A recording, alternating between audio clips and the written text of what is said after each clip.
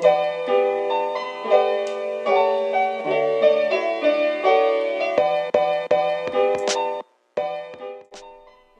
to the original Eevee channel, where we bring you theories, top 10s, and much more.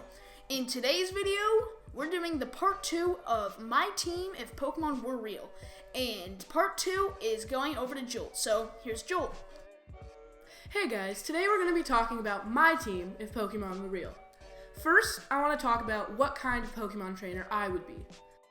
I would be an ace trainer. I would be an ace trainer because I value Pokemon that are strong in stats and have cool designs. Some of the types that I really enjoy are Psychic, Ghost, and Dark types because they're super strong and have few weaknesses. You'll see a lot of those types in my team. My first Pokemon is Lycan Rock, my doggo for life and every Pokemon trainer's best friend. Lycan Rock has an incredible speed stat and its attack stat is off the charts. I also like it because whenever I play through Sun and Moon, Rockruff is always adorable and caring. Then, when it evolves, it's still a companion, but it is more competitive and powerful. I've never had a dog, and Lycan Rock Midday is as close to a dog as I think I'll ever get. Next is Staraptor. Oh, I love Staraptor so much. It's the best first bird Pokemon of a generation. Not to mention, Sinnoh is my favorite generation. It's so cool because its speed and attack stat are so good, and it's the only bird Pokemon that can learn close combat. Hawlucha doesn't count because Hawlucha is technically not a starting bird. Close combat makes Staraptor's type weaknesses not as effective because it can counter ice and rock, and the only other weakness is electric. The other reason why I love Staraptor so much is because it was one of Ash's first Pokemon in the anime. Sinnoh was the first season of the anime that I watched, and I could not stop watching it. I just loved everything, and Staraptor was always a pivotal player, and that kindled my love for this amazing fighting bird. My next Pokemon on my team is Greninja. He is my favorite starter of all of the regions. I love that he is a dark and water type, which is only held by a couple Pokemon, and that in Sun and Moon, he was given the ability Battle Bond, which means after you defeat one Pokemon, Greninja will transform into an entirely new Pokemon, and its stats will increase tremendously from where it was. The next Pokemon on my team is Alakazam. As you might know, Alakazam is one of the fastest and has one of the highest special attack stats of any Pokemon. Not to mention, it's Mega. Its Mega is so powerful and so cool. Not to mention, the increase in special attack and speed makes it virtually unstoppable. Its Mega's design is also one of my favorite because it really shows Alakazam's true psychic power with the 5 spoons that it holds above his head.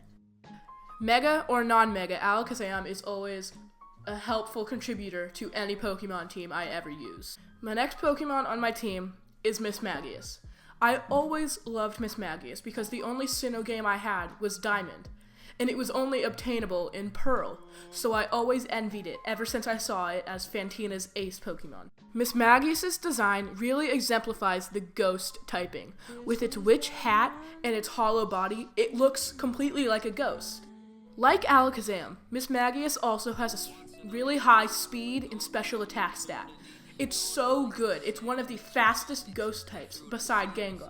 Speed stat of a Pokemon is really important to me, so it makes sense that a lot of the Pokemon on my team are fast, just like Matias. The last Pokemon on my team is none other than the Dark type Weavile. Weavile is one of the sleekest Pokemon in the games. Its design looks so cool. Weavile originates in my favorite generation, Sinnoh, which means, of course, I'm gonna love it. Now it's time to talk about movesets and items for the ideal Pokemon. Pokemon's moveset I'm gonna be talking about is my doggo, Lycan Rock. Lycan Rock's moves would be Accelerock, Stone Edge, Stealth Rock, and Brick Break. And its item would be the Life Orb. When I send Lycan Rock out first, of course, I'm gonna use Stealth Rock to damage incoming Pokemon just a little bit to nullify the effects of a Focus Sash or the ability Sturdy. Then, I have Stone Edge and Accelerock for Stab. Accelerock is also good because it's a priority move with a typing that isn't normal. Lycan Rock also has Brick Break, so it can defend against one of its weak types, Steel. Next is Staraptor. Staraptor's moveset would be Close Combat, Brave Bird, U-Turn, and Roost. It would also have the ability Reckless, which would boost Brave Bird's power to 144. Close Combat would be used to combat against Rock and Ice types. Brave Bird is there for stab bonus and just because it's a super powerful move. Then U-Turn is there to take Staraptor out of a battle if it's super weak against its opponent, like if it was battling an Electabuzz. And then Roost, just there to restore some HP. Next is Greninja. Greninja's moveset would be Hydro Pump, Ice Beam, Dark Pulse, and Water Shuriken. You might be asking, why Hydro Pump and Water Shuriken? Well, the answer is this. Water Shuriken is a priority move that can hit 2 to 5 times. That's so cool! The item I would give my Greninja is the Black Glasses, which increases the power of its Dark type moves, in this case, Dark Pulse. I am mainly focused on Greninja after it has gone through its Battle Bond. So, Greninja has Hydro Pump and Dark Pulse for stab bonus, and Dark Pulse gets extra power from the Black Glasses. It has Water Shuriken for quick kills, because it's a priority move.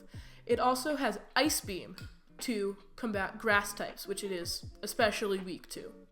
Next is Alakazam.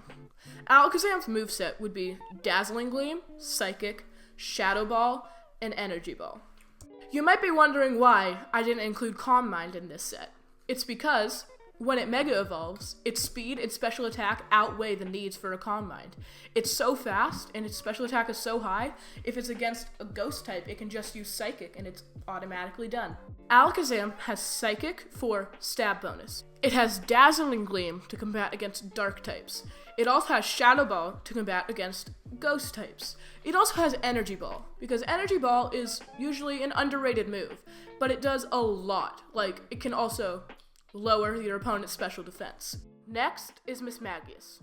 Mismagius' moveset is Shadow Ball, Calm Mind, Dark Pulse, and Psychic.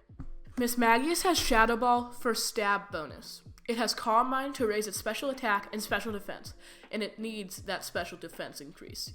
It has Dark Pulse to combat against one of its weak types, Ghost. And it has Psychic just because Psychic is a great move, and it's a great coverage move for Pokemon like Mismagius. Ideal moveset with an item for my strongest Weavile possible is this. I give Weavile a Focus Sash so it can survive a fighting type move.